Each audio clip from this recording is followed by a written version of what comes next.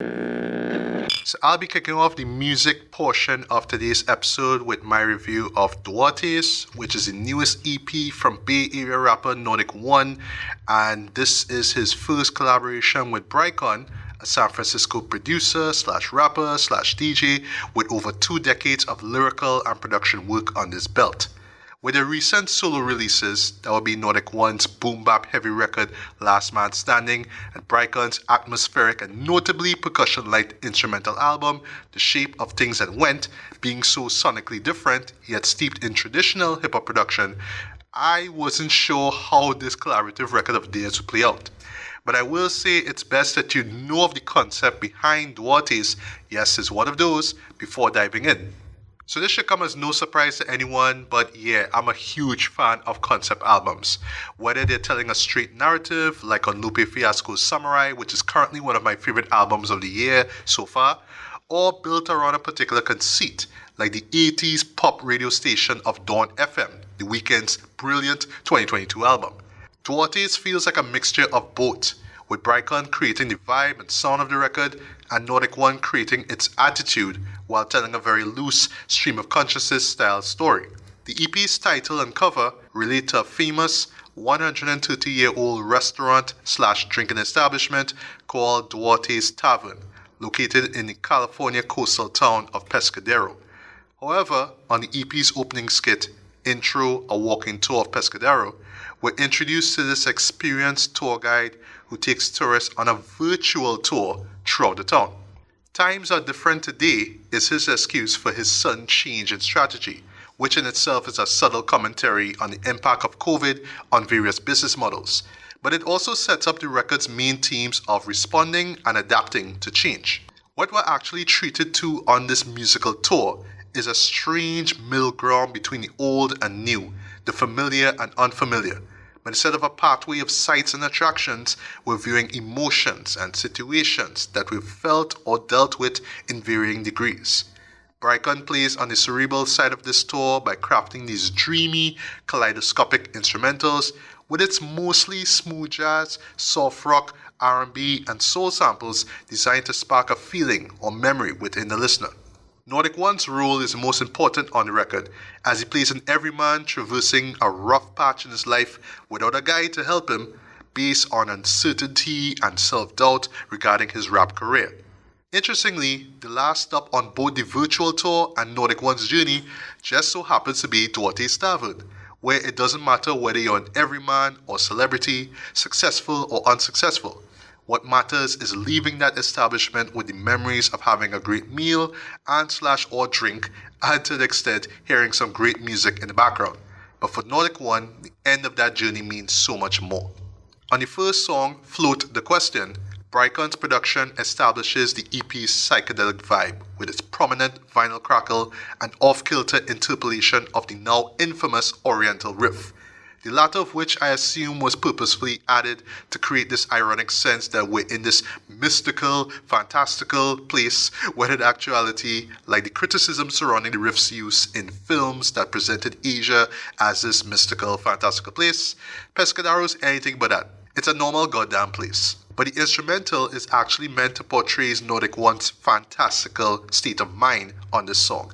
He's under the influence at this point, in between settling into his humdrum existence and finding a way through or out of it.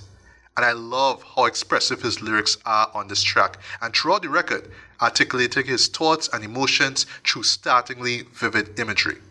Up next, we have the single What Did I Say, which not only features one of the record's most memorable hooks, courtesy of guest lyricist Amari Jade, but an absolute earworm of an instrumental, with an irresistible mix of strings, drums, and hand claps that makes standing or sitting still while listening to this song close to impossible. Despite the upbeat tone of the beat, the mood of the song is anything but. Nord1kone raps about how his family has remained the driving force behind his daily grind, making mention of his deceased brother in the process. He also acknowledges the times he took 2 steps back in his life path due to things he did or said, taking what he learned from those setbacks and moving forward, and in a truly resonant moment near the end of the track, vowing to do right by his friends and loved ones before they become photographs, and quoted chapters.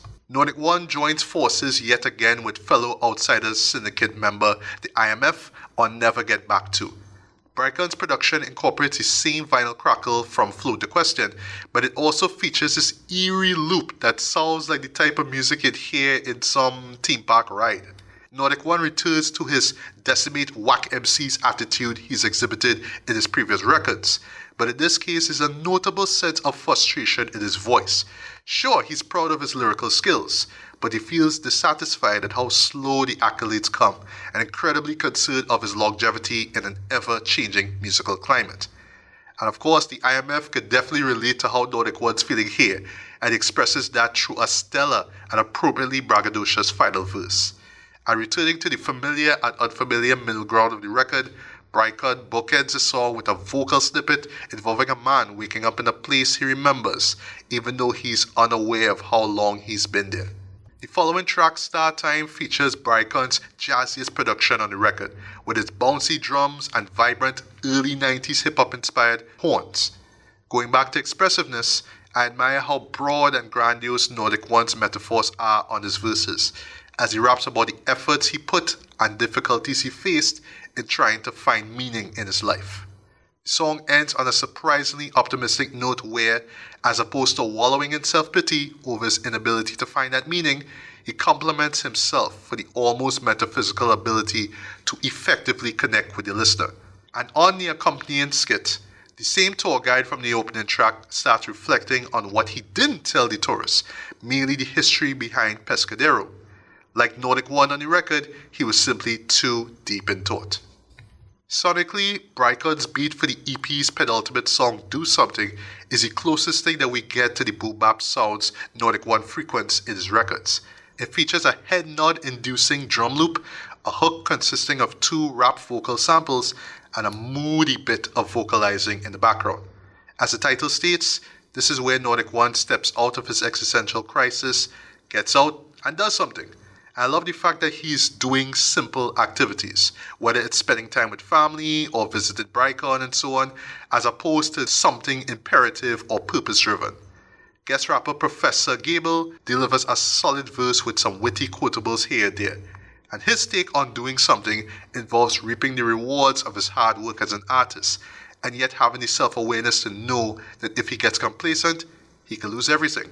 The skit near the end of Do Something is the most integral on the record, as we hear a graffiti artist showing off his work to a female passerby before getting interrupted by a male passerby who exclaims, "That's private property." The graffiti artist responds, "Hey my man, I'm a taxpayer, I can paint any way I want to paint." In other words, the male passerby sees the graffiti artist's honing of his art skills as merely a waste of time. But if you were to look at this skit as a moment from the past, sometime in the late 70s to early 80s, this waste of time would eventually become one of the 5 pillars of hip-hop.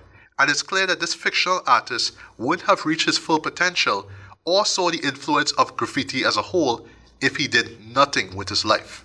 And this takes us to the EP's final song, T1MT, or Together One More Time. Brycon saves his moodiest and most pensive instrumental for last, so to speak, with its blissful keys, sharp hi-hats, brooding strings, and haunting vocal sample. Now, a part of me wishes that Nord1kone delivered 2 verses on this track, but the one verse he delivers here is potent and heartfelt as he reflects on the peaks and valleys he's encountered on his part of a poet. Here's where he's reminded of his purpose in life: to follow in the footsteps of the legendary MCs who shaped the art form of rap. And as he emphasizes on the hook, the flow of which is a lyrical nod to Golden Age hip-hop, his hope is to meet with the legends who've passed on when his time on earth is up. Now near the start of that verse, there's a rather fascinating vocal tidbit related to Duartes Tavern. The Duartes, they've never worked here, that ultimately reveals why this record has been so fixated on that place. It represents success, a long-term investment that will continue to financially sustain the Duarte family for years to come, and is the type of success Nord1kone desires and hopefully will continue to work towards. And even if someone never heard of, visited, or dined at Duartes Tavern, its legacy is so strong that even in a random basketball game, the name Duarte could be brought up in a conversation about one's excellence. Like on the pleasant closing instrumental outro, where these two commentators are praising the skills of Chicago Bulls' own Chris Duarte. As you can clearly tell, folks, there's a lot to unpack from Duartes. And yet, its 24-minute runtime keeps things concise and filler-free.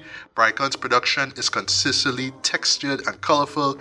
The guest features are strong throughout, and Nord1kone brings a sense of relatability to the record with its insightful lyrics and captivating delivery. In short, yeah, leave it to the team behind Duartes and to an extent the team working at Duartes Tavern to deliver one of the best rap records of 2024. And yeah, for me, I'm going to give this a strong 8 out of 10.